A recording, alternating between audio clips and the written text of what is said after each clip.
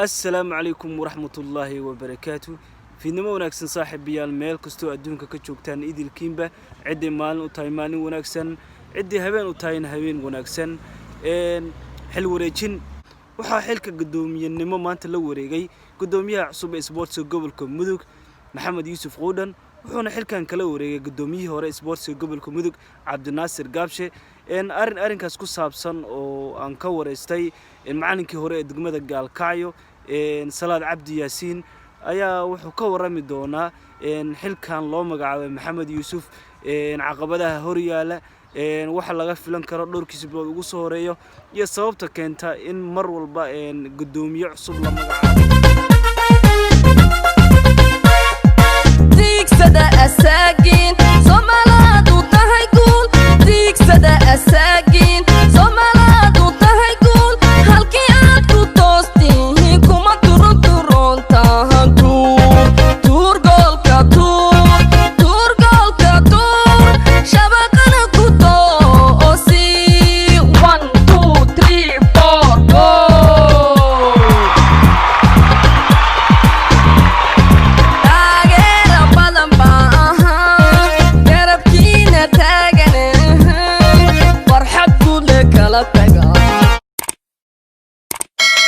kusoo dhawaada channelkayga Hanfada Production hadii aad ku cusub tahay channelkayga fadlan ii saar subscribe wixii su'aalaha oo aad weydiin lahayd fadlan igu reeb qaybta commentiga waqti si toos ah ugu jira macallinkii hore degmada Gaalkacyo Salaad Cabdi Yaasiin Salaad kusoo dhawaad Hanfada Production waa baasantay Cabdi Qafaar waa ku dhawahay Hanfada Production waa salaamaya iyo hawlwadeennadiisa oo aad ugu horeysa adigu runtii aad iyo aad baa u bogaadinaya channelkaas oo ah mid looga hadlo inta badan ay ka talinta sportska Puntland runtii aad baan soo dhaweynaynaa hadaan nahay bahda sportska mar labaad soo dhawaad aad baad u maasantahay dhawaan waxa la magacaabay gudoomiyaha sportska gobolka Mudug waxaana loo magacaabay Maxamed Yuusuf Qowdhan wuxuuna xilka kala wareegayaa gudoomiyihii hore ee sportska gobolka Mudug Cabdi Naasir Gaabshe ama xilka loo magacaabay Maxamed Yuusuf Qowdhan ka macaan lahaan sidee u aragtaa adigu waa maasantahay mar kale Cabdi Qafaar oo su'aal muhiim weeye Maxamed Yuusuf ku magac dheer Qowdhan runtii waan dhalinyaro ah oo gobolka iyo sportska in badan maaragtay u dhex jiray magacaabistiisana waxa weeye kolley waa soo dhaweynaynaa anigu haddaan nahay bahda sportska marka dhan kale laga fiiriyo Maxamed Yuusuf waqtigii ugu dambeysay aniga oo aan gobolkaas ka shaqaynayay wuxuu ka mid ahaa bahweynta sportska gobolkaas oo waliba soo maray maamul kooxihii ka mid ah heerka koowaad koox ka mid ah maamulo ka soo ahaa markaana aad ugu xeeldheeraa waxayna ku xiran tahay wallahi Cabdi Qafaar iyo waqtigaas hadda aan ka sheekeynayo waxaa moodaa sportska gobolka Mudug marka gudoomiyaha cusub waa soo dhaweynaynaa shaqooyin badan baa hor yaala Salaad aad baad maasan tahay Maxamed Yuusuf Qowdhan ma aha nin si dhow ula socda sportska gobolka Mudug oo in muddo sportska gobolka warka maheen xaaladda sportskana lama socon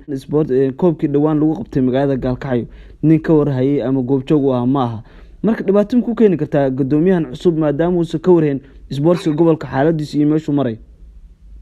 waa maasantahay Cabdi Qafaar waxay ku xiran tahay gudoomiyaha cusub iyo khibradda markaas isagu uu leeyahay sidii uu horumarin lahaa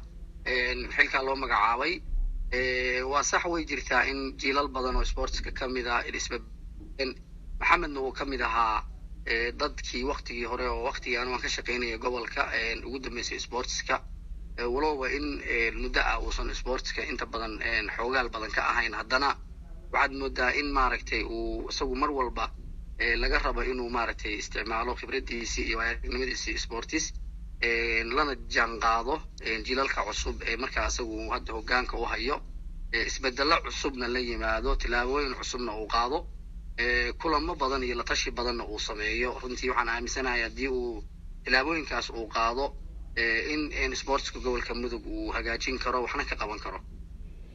aad baad maasan tahay markii dhisidda lagu bilaabay garoonka Cawaale stadium wixii ka dambeeyay xilka gudoominimo isku bedelay saddex gudoomiye sportis Jerry Selwe Gaabshe iyo gudoomiyaha hadda cusub Maxamed Yuusuf Qowdhan maxaa sababay is oran kartaa mar walba in gudoomiyaha sportska gudoomiye cusub loo kor magacaabo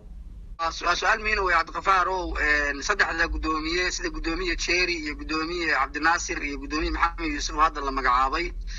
سؤال شادو عيود عيسي محاصوي إن قدومياشا صدح ذا صدح قدومية اللي ببدلي حلي انتي اللي ديسي يقرون كبدا عكتا عوالي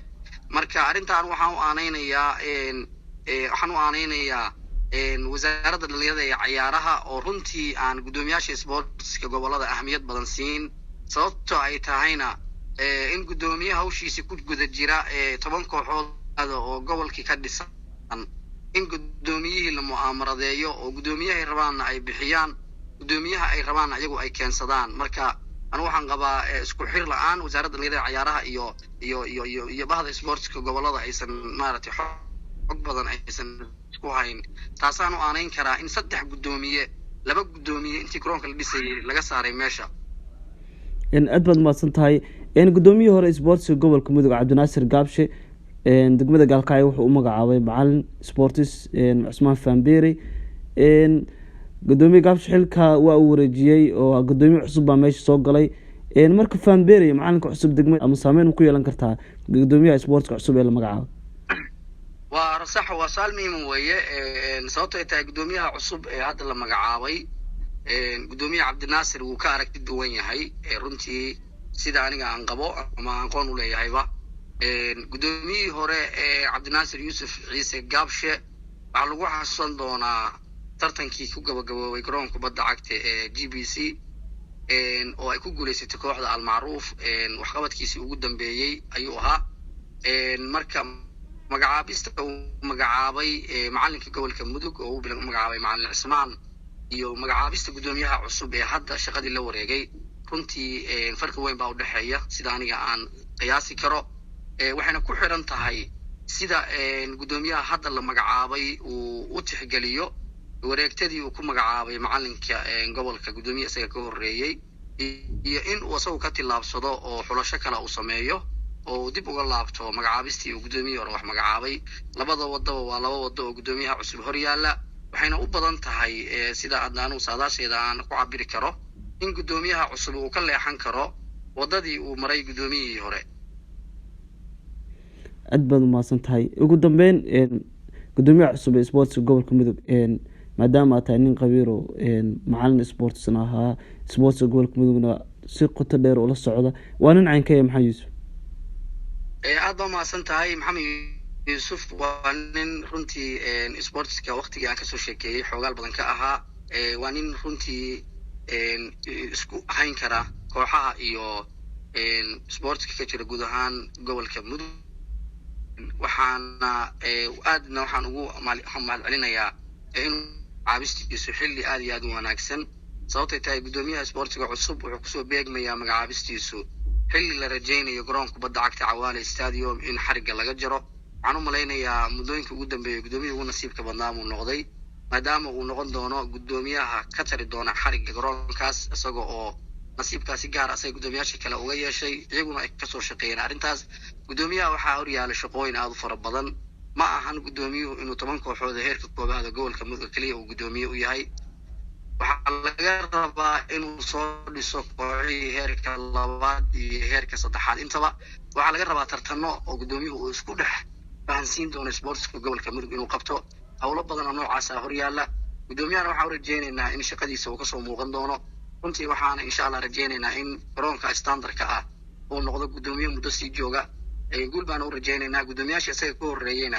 aad bay u soo shaqeeyeen sida gudoomiyaha hadda ugu dambeeyay cabdinaasir yuusuf ciise gaabshe tartan qurux badan buu qabtay